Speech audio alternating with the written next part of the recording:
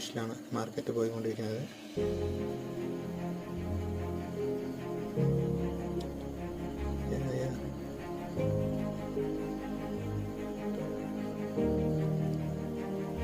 നമുക്ക് stop loss set ചെയ്ത് വെച്ചിട്ട് നോക്കാവുന്നതാണ്.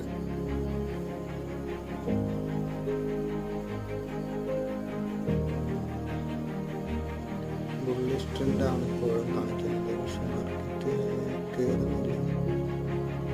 ക്യാൻഡിൽ ഫോം ആയിട്ടുണ്ട്. കുഴപ്പമില്ല, നമ്മുടെ സ്ട്രാറ്റജി ഫോളോ ചെയ്യും.